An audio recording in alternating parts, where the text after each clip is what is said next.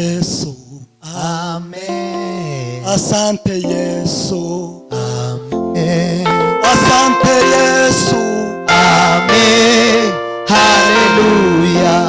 Amen. asante Yesu, Oh, Amen. asante Yesu, Amen. asante Yesu. Oh, Amen. Hallelujah. Bwana asifiwe. Amen. Bwana asifiwe tena. Amen. Hallelujah. Hallelujah. Ni furaha kubwa kuwa mahali hapa. Nikakoresha ururimi rumwe. Haina shida, nadhani wote wanaelewa Kiswahili. Ni furaha kubwa kuwa mahali hapa. Ndiyo mara ya kwanza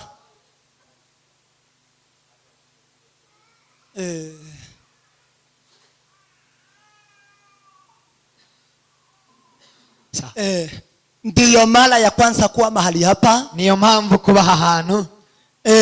Na tena ndiyo mara ya kwanza kusimama ushirikani mwa kabila yetu. Kandi niryo rya mbere guhagarara mu itorero rya bene wacu. Ni miaka karibu 6. Ni imyaka igera kuri 6 nikihubiri kwa wenyeji wa Kenya. Njewe mbwiriza mu banyagihugu. Ndiyo nilikuwa nikihubiria pia wa Kongo. Kandi nibyo nabwirizaga n'abakongomani. Lakini ushirikani, ariko mu materaniro sikuwa nikipata nafasi. Ntago nabonaga umwanya. Lakini ni furaha kubwa kweli. Ariko nibyishimo byinshi cyane. Kwa kuwa leo ni uyu munsi Mungu ameona ni vyema, Imana yabonye ko ari byiza niwe njia yake ya kuwafikia, mbe inzira yayo yo kubageraho. Kwa maana jukumu langu, kubera ko inshingano zanjye ni katika upendo. Ni katika upendo. Ni mu rukundo. Na Biblia inasema, kandi Biblia iravuga ngo upendo ni kujitoa uhai kwa ajili ya ndugu. Urukundo nukwitanga kubw'inshuti cyangwa kubw'umuvandimwe. Yani usiwahi kubali kula ndugu yako akiwa melala njaa. Tukemere kurya inshuti cyangwa umuvandimwe yaburaye. Usikubali kuwa na mavazi mengi akiwa uchi. Tukagira imyenda myinshi iwe yambaye ubusa. Usikubali kuifahamu njia ya uzima akiangamia na unyama. Tukemere kumenya inzira y'ubugingo nawe ahaja kurimbuka. Upendo ni kujitoa uhai kwa ajili ya wengine. Urukundo nukwitangira mugenzi wawe. Hata ndio jukumu tulioachiwa na Yesu. Kandi iyo niyo nshingano twasigiwe na Yesu. Kwa kutuaga alisema kama vile alivyotumwa na Baba, adusezera yaravuze nguko natumwe na Data, ndivyo naye ametutuma. Namwe niko mbatumye. Tuenende kwa mataifa, tugende mu mahanga yose, tuwafanye wanafunzi, tubahindure kuba abigishwa. Mara tena Biblia inasema tumefanywa walinzi. Kandi Biblia iravuga ngo twagizwe abarinzi. Ukimwona mwenzako anakosea na ukose kumwonya, nubona inshuti yawe ikoshe ntumugira inama, atakufa kwa dhambi zake, lakini utaulizwa damu yake. Azapfa n'ibyaha bye, ariko nawe uzabazwa impamvu yishwe n'ibyo byaha. Na ukimwonya kose kutii, kandi numubwira ndirege ama cyangwa se ndiyumvire, ni wajibu wake wewe umeiponya nafsi yako. Wewe wakijije ubugingo bwawe, iwe biramureba. Akikubali umepata ndugu, kandi nabyemera ubonye umuvandimwe. Lakini kunalo jambo, ariko hari ijambo linaangusha watu, liri mu kugwisha abantu. Na ndilo ninataka tukajifunze pamoja. Kandi nijyo nshaka ngo twigire hamwe. Lemo kwa kitabu, liri mu gitabo cha Hosea, gitabo cha Hosea sura ya 4 mstari wa 4-6. Biblia inasema watu wangu wanaangamizwa kwa kukosa maarifa. Kwa kuwa wewe umeyakataa maarifa, mimi nami nitakukataa wewe, usiwe kuhani kwangu mimi. Kwa kuwa umeisahau sheria ya Mungu wako, mimi nami nitawasahau watoto wako. Amen. Inasema watu wa Mungu wanaangamizwa na sababu ya kukosa maarifa. Iravuga ngo abantu b'Imana bararimbuka kubera kuko batumva. Na swali ni je, kandi ikibazo ni iki ngo watu wanaangamizwa na sababu ya kukosa maarifa kivipi? abantu bararimbuka kubera kubura ubwenge gute?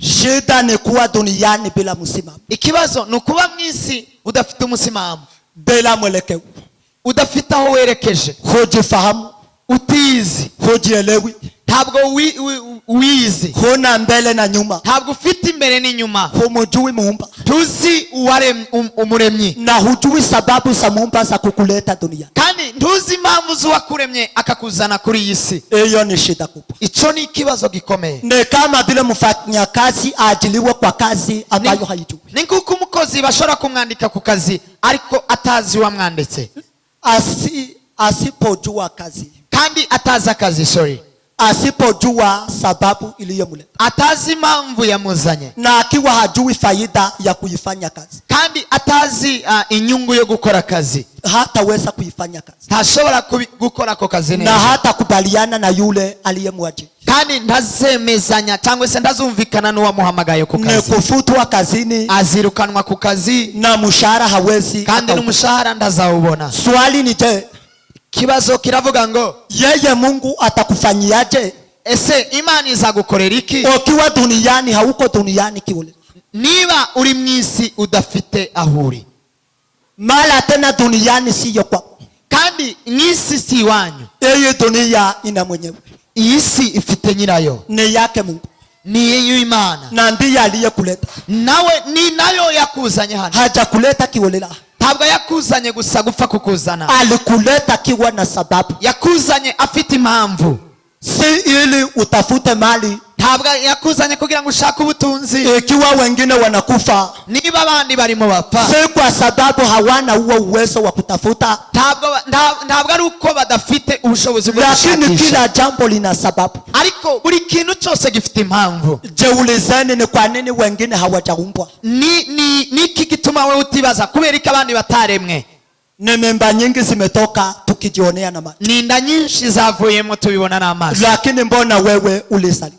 Niki cyatumye wowe uvuka? Mungu ndiye aliyekuumba, ni Imana yakuremye. tuliumbwa kitofauti, twaremwe bitandukanye. kunao ni vilema, hari ibimuga, wengine ni vipofu, abandi ni impumyi, wengine bubu, abandi ni bimeme, wengine hawana akili, abandi nta bwenge bafite, wengine ni wazima. abandi ni bazima. Kwa nini? kubera iki? Kila jambo lina sababu, buri kintu cyose gifite impamvu. si kwa sababu ya kupendwa ama si impamvu yo gukundwa cyangwa yo kwangwa. Kila mtu ana mwito wake na Mungu, buri muntu wese afite umuhamagaro n'Imana. kilema hata ulizwa kazi ya mikono, ikimuga ntago kizabazwa akazi k'amaboko, kwa sababu hajapewa, kubera ko ntarahabwa amaboko. na kila mtu atahesabiwa haki, kandi buri wese azahembwa ibye. Bwana sifiwe. Haleluya, haleluya tena. Haleluya. Ni heri kwenu kujua sababu iliyowaleta. Ni byiza rero kumenya icyakuzanye, impamvu yakuzanye. Msikae duniani kama wenye wamefika kwenye wanai, timukicare mwisi nk'abashitse badafite iyo bari. Muyitazame tumbo, mukule, mukunywe, mujenge, hayo ni mapito. Murye, munywe, mwubake, na mwishowe itakuwa vipi? cyangwa se nyuma hazabiki? Nataka nigusie kidogo, ndashaka gukora bukeya, na sana sana ninataka nimshuhudie Yesu, kandi ndashaka gutanga ubuhamya kuri Yesu, kwa maana ni neema kubwa kumjua, kubera ko ni amahirwe akomeye kumumenya. Tuanze na yeye, dutangire nawe. Kwani Yesu ni nani? Yesu ninde? Kwa wengi amekuwa ni yule wa dini, abenshi ninde? Nikusikia wamesikia, baramwumvise gusa, wanalikiri jina, baravuga iryo zina gusa, na kumbe hawamjui, kandi batamuzi. Ni ukweli Yesu mnamjua? Ese ni ukuri Yesu muramuzi? Yesu ni nani? Yesu ninde? Tuanze na Mungu, dutangire ni Imana. vivyo hivyo Mungu hajulikani, nuko Imana nayo ndizwi. Ni huyo tu ni wa dini, ni biriya by'idini ni uko, na kumbe hajulikani, kandi atazwi, hata imani yakuna, kandi no kwizera ntako. Aliye Mungu ni nani? Imana ninde? Kwa waraka wa kwanza wa Yohana, gice cha mbere, Yohana wa mbere, yes, sura ya 5 mstari wa 8, 5 umurongo wa 8. Haiko kwa Biblia zote, ntabwo biri muri Bibiliya zose. Iko sana sana kwa Biblia hizi za kimataifa, Kiswahili, Kizungu hivyo. Ziri muri Bibiliya z'Ibiswahili na Bibiliya z'Ibizungu. Lugha ya kwetu mu rurimi rwacu inasimua mstari wa 9. Ni mstari wa 9. Biblia inasema, Biblia iravuga ngo wako watatu wanaomshuhudia Mungu mbinguni. hari abantu batatu bavuga Imana imbere. Ni Baba, ni Data, ni Neno, ni Ijambo, ni Roho Mtakatifu. n'Umwuka wera. Na wote wakiwa watatu ni Mungu mmoja. Kandi bose ari batatu ni umuntu umwe. Na swali ni je, ni ukweli wote ni Mungu ama ni vipi? Ikibazo kiravuga ngo ese nibyo ni umuntu umwe? Ni ukweli wote ni Mungu mmoja. Yego ni Imana imwe. Kivipi? Gute? Ewe ni Baba. Niba ari Data, Baba ndiye tunafahamu sote kwa ni Mungu. Data niwe tuzi kwa ariwe Mana, ambaye ndiye Jehova. Iwe niwe Jehova. Yohana sura ya 4 mstari wa 24. Yohana 4:24. Biblia inatuambia yeye ni Roho Mtakatifu. Biblia iravuga ngo iwe ni Umwuka wera. Mungu ni Roho Mtakatifu. Imana ni Umwuka wera. Na wale wanaomwabudu, kandi n'abarya bamuramya, wanafaa kumwabudu katika roho. Ni ngombwa ko bamuramya mu kuri no mu mwuka. Ewe ni roho tayari, Biblia imesimua. Uwo ni umwuka kera, Biblia irimo vuga. Ewe ni neno, neno ni Yesu. Niba ari Ijambo, Ijambo ni Yesu. Yohana sura ya 1. Yohana igice cha mbere. Biblia inasema Yesu alikuweko akiwa ni neno. Yesu yarahari ari Ijambo. Na alikuwa Mungu. Kandi yari Imana. Na vyote viliumbwa naye. Kandi ibyo tukomeze. Yohana sura ya 14. Yohana igice cha 14. Mstari wa 7 hadi wa 9. 7 no 9. Yesu mwenyewe alijishuhudia kwa wanafunzi akiwaambia. Yesu wenyine yibwiye abanyeshuri ababwira ngo ingekuwa wamemjua yeye, iyo baza kumenya, tayari wangekuwa wamemjua Baba. Aho ngaho kera baba bamenye Data. Na kwa sasa wamemjua pia, wamemwona. Kandi baba bamenye Umuremyi. Na Filipo akamwambia akiwaonyesha Mungu Baba. Filipo aramubwira ngo twereke Imana. Hiyo sasa ndiyo itawatosha. Aho ngaho niho bigaragara. Yesu alimjiba kimuuliza. Yesu yaramubashije ati, amekuwa na wao muda huo wote bila kumjua? Nabanye namwe iki gihe cyose mutanzi. Aliyemuona Yesu tayari amemuona Mungu Baba. Wabonye Yesu kera aba yabonye Data ariwe Mana. Na swali ni je, ikibazo kiravuga ngo aliyemuona Yesu amemuona Mungu Baba kivipi? Wabonye Yesu yabonye Imana Data gute? Angalieni, hakuna tofauti kati ya Baba na Neno. Reba neza, nta tandukaniro ririho hagati ya Data n'Ijambo. Baba ni Roho Mtakatifu. Data ni Umwuka wera. Neno ni Roho Mtakatifu. N'Ijambo ni Umwuka wera. Wote ni roho moja, wote ni Mungu moja. Bose ni umwuka umwe, bose ni Imana imwe. Isaya alitabiri habari za Yesu akisema ataitwa Baba wa milele. Yesaya yahanuye Yesu avuga ngo azitwa Data wa twese uhoraho. Yeye ndiye Baba.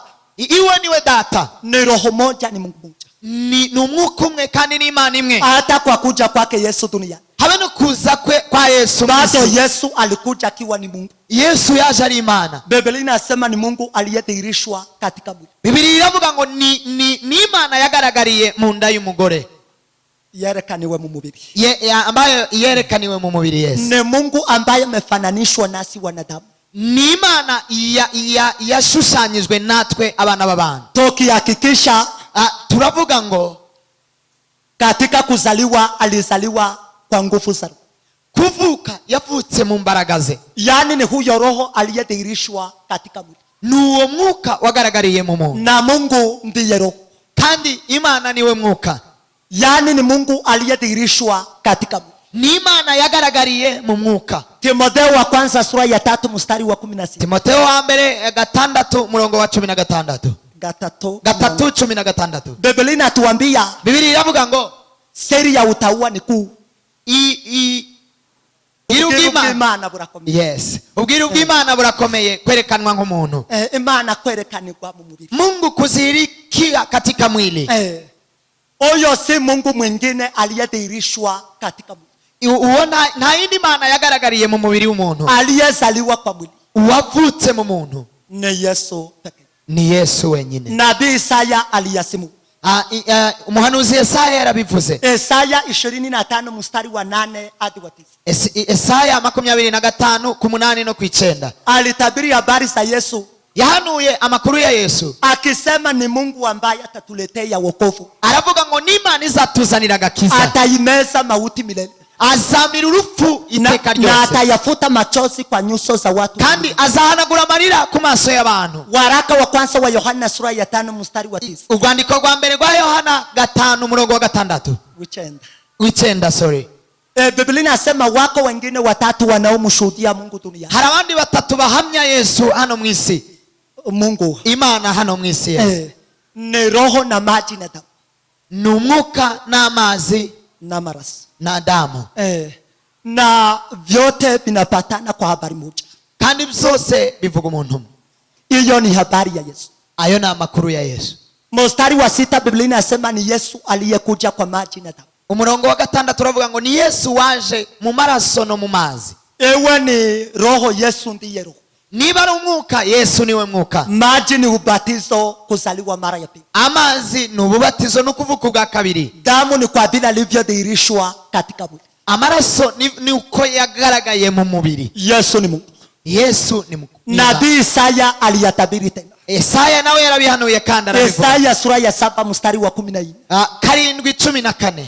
Alitabiri akisema Yesu ataitwa Emanueli, maana yake ni Mungu pamoja na. Yarabihanuye aravuga ngo Yesu ni Emanueli, Imana iri kumwe natwe. Isaya sura ya 9 mstari wa 6. 9 Isaya 6. Aliyatabiri tena akisema, yarabihanuye kandi aravuga ngo maana kwa ajili yetu mtoto amezaliwa, kubwacu twavukiwe umwana, tumepewa mtoto mwanamume, twahawe umwana w'umuhungu, na uwezo wa kifalme utakuwa begani, ubushobozi bwe buzaba ku bitugu, naye ataitwa jina lake mshauri wa ajabu, azitwa umujyanama w'igitangaza, Mungu mwenye nguvu, Imana y'imbaraga, Baba wa milele, idata wa twese uhoraho, mfalme wa amani, umwami wa mahoro.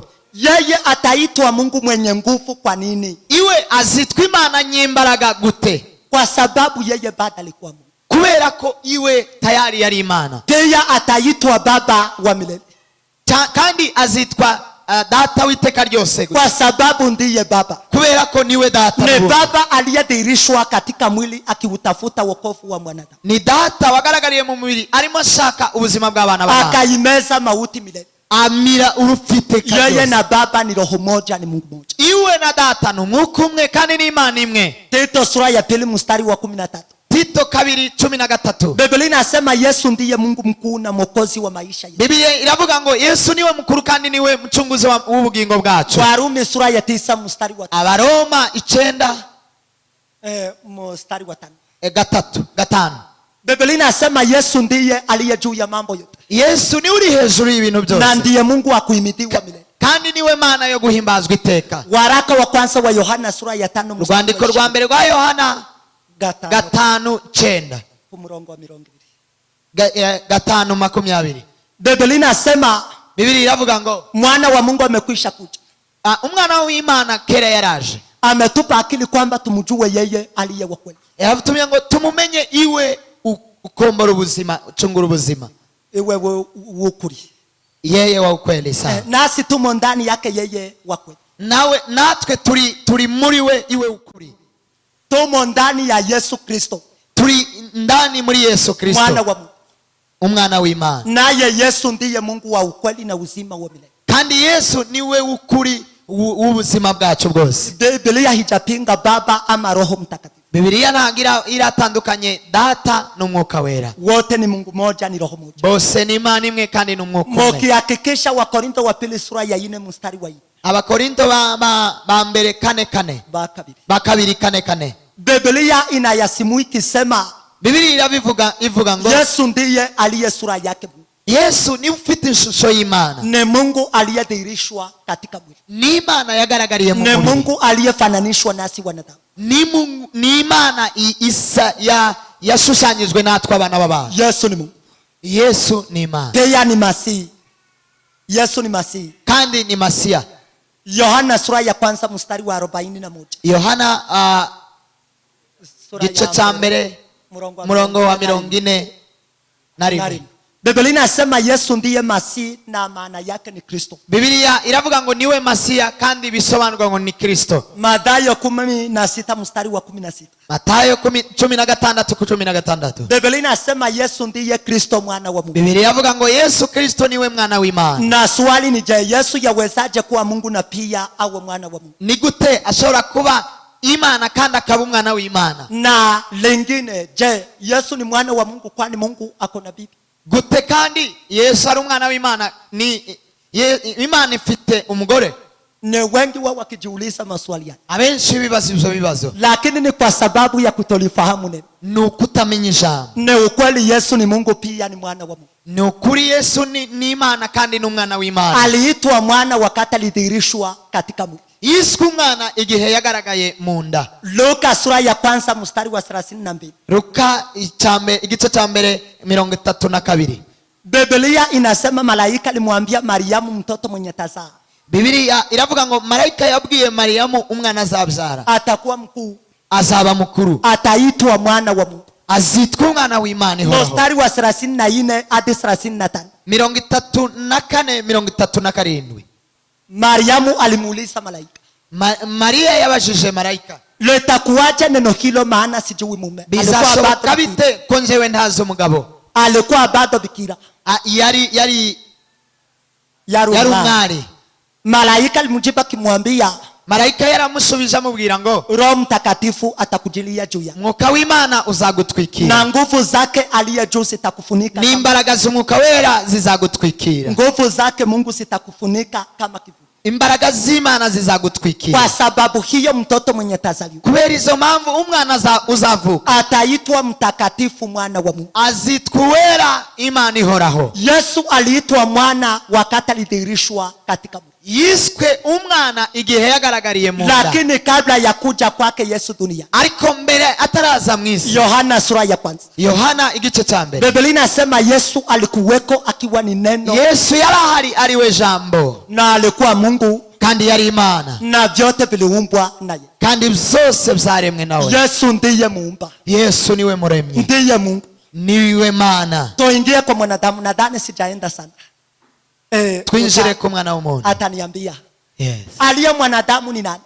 Umwana w'umuntu ninde? Wengi kwa sababu ya kutokujua ni wale wa kutazama muonekano wa nje. Abenshi bareba gusa ibigaragara. Wakijivunia sura ni wazuri. Barirata ishusho ni beza. Ni sababu ya kutokujua. Ni kutamenya. Uzuri wa mwanadamu umo moyoni. Ubwiza bw'umuntu buri imbere. Unajulikana kuyapitia matendo.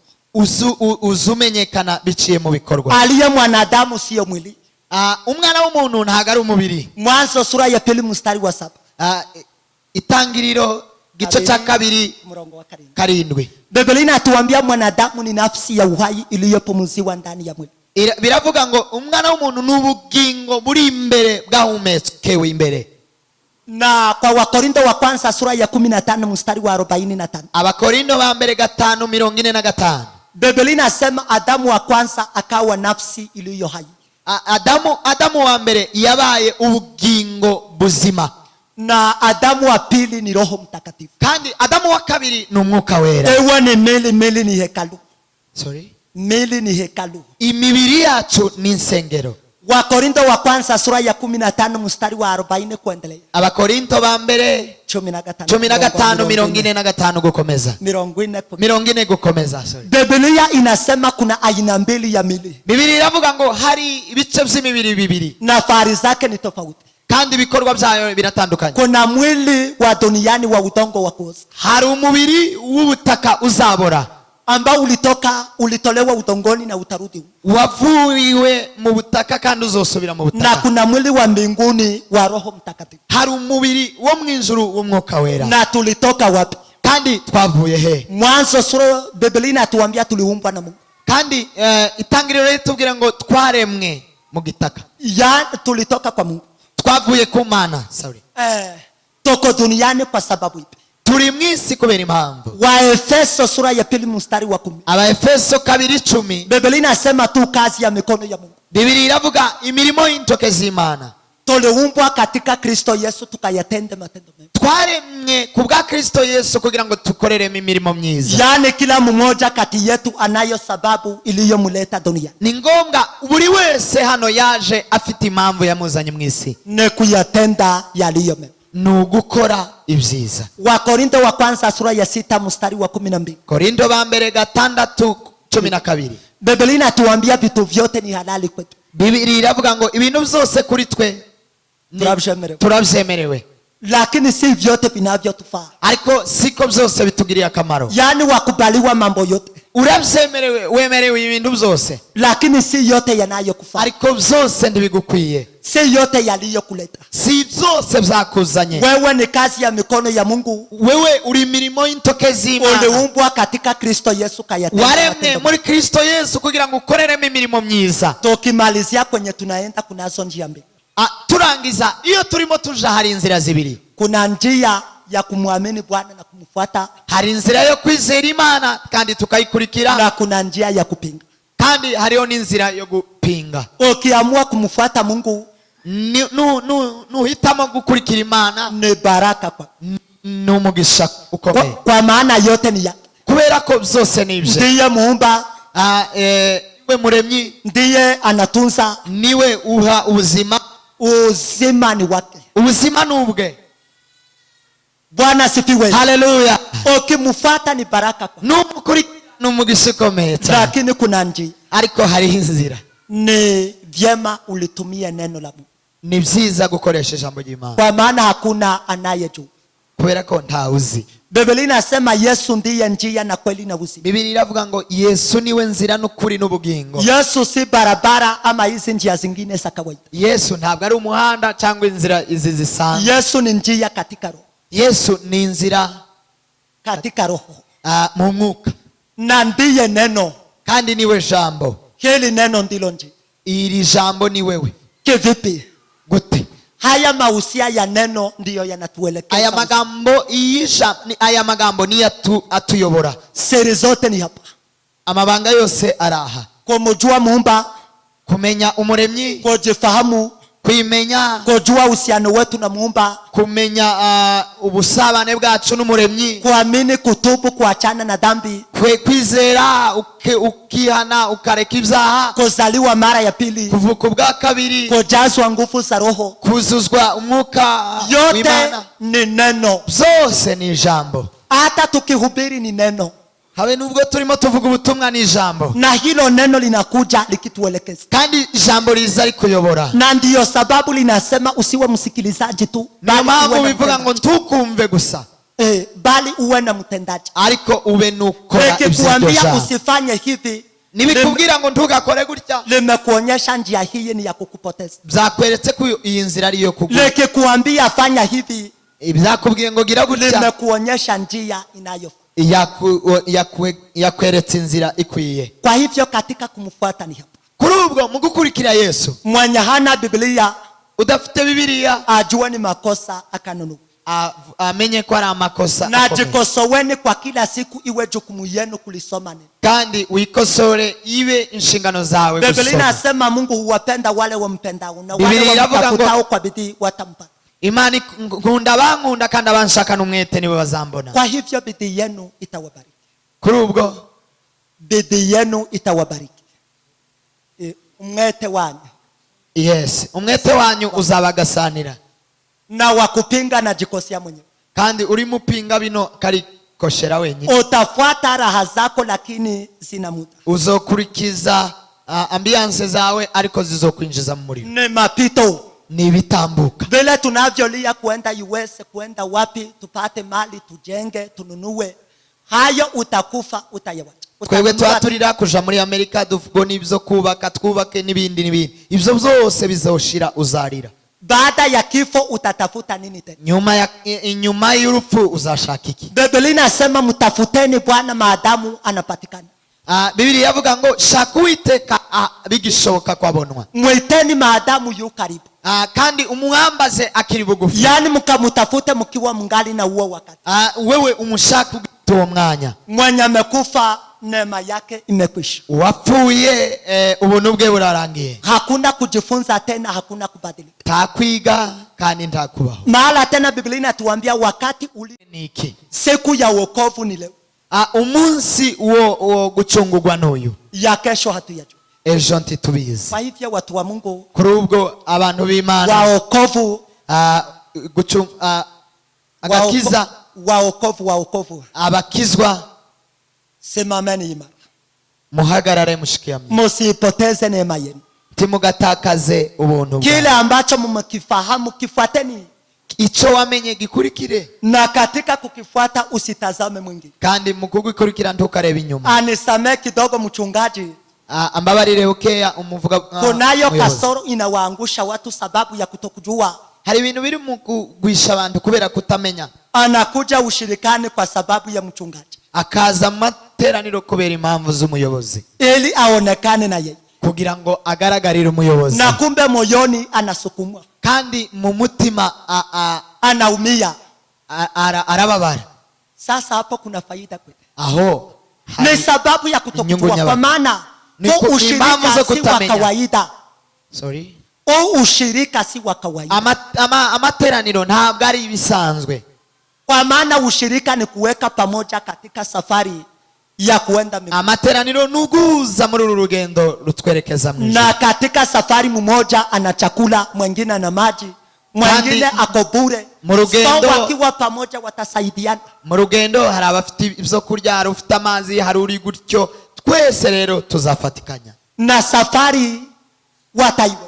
Kandi urwo rugendo tuzarurangiza. Kwa maana usipokuja ushirikani utalisikia. Kubera ko nutaza mu materaniro uzanumvute.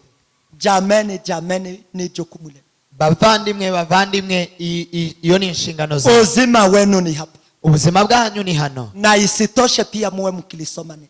Kandi ntibihagije muzamusomana ijambo. Kwa maana faida si mwingine, si kusema tunasaidia mwingine. Inyungu si yundi, ntabwo ufasha undi, ahubwo ni wewe wifasha. Unajisaidia mwenyewe. Urifasha wewe wenyewe. Kwa hivyo mwenye hajaokoka atubu. Kuri ubwo utarakira Yesu yihane, amurudilie Yesu, agarukire Yesu, akubali kubatizwa, yemere kubatizwa. Kwa maana huwezi kuupata uzima ukiwa hujazaliwa kwa maji na kwa roho. Kubera ko ndushobora kubona ubuzima utarabatizwa mu mazi menshi no mu mwuka. Yesu, kilichozaliwa kwa mwili pia ni mwili, kivuka ku mubiri n'umubiri, na kilichozaliwa kwa roho pia ni kivuka ku mwuka nacho ni umwuka. Jifunzeni neno litawaelezea ukweli. Ijambo lizabigusobanurira, na huo ukweli utakuweka huru, kandi uko kuri kuzagubatura. Lepokeeni neno liwabariki. Akiri ijambo ry'Imana ribahezagire. Na tuheshimu tukaombe kwa pamoja. Kandi twubahe dusenge bavandimwe. Baba, tunashukuru upendo na neema unavyo kwetu, kwa maana wewe watujali kwa kila jambo, watupigania vita mbalimbali. Tumeuona uwepo wako Baba kupitia njia. Umetutendea mambo mengi makuu ya ajabu. Hujawahi tuachilia hata siku moja. Usiku na mchana tuna wewe Baba. Umetulinda kwa njia zote Baba. Umejidhihirisha kwetu tukakuona, ukatufunulia kila siri ya kukufuata. Umetuona kuwa tunafaa, ukatuokoa na mauti, ukatufanya kuwa vyombo vyako vya kutumiwa na wewe. Ni makuu Baba uliyoyatenda, tumeshukuru Baba. Na likabidhi kanisa lako hili mikononi mwako, nikiomba wakalipate neema lako kwa kila jambo. Endelea Baba kwa msingi wao, wakapate kujenga juu yako. Uwe tumaini lao na tegemeo lao, wakakufuate kwa njia zinazofaa. Wafungue vifungo vya giza, waondoe katika giza, waondolee la, waweke katika nuru yako. Neno lako Baba liwe ndani mwao, wape hekima na maarifa, wafunulie Baba kila siri ya kutumiwa na waendelee kuongozwa na wewe Baba, wakiyatimiza mapenzi yako bila kukosa. Waongezee imani, wakajenge kwa msingi wako. Wape kukupenda Baba, wapate nguvu na bidii ya kukutafuta na kukufuata. Wape kupendana Baba, wawe na umoja, wakasaidia kwa maisha ya kawaida. Wafungulie njia za mema kwa kazi wanazozifanya Baba, wakauone mkono. Wabariki Baba kwa kila jambo, wasaidie mapenzi yako yakatimizwe ndani mwao. leo na milele. Ni katika jina lako Yesu Kristo tunaomba hata kuamini. Amen. Bariki kanisa.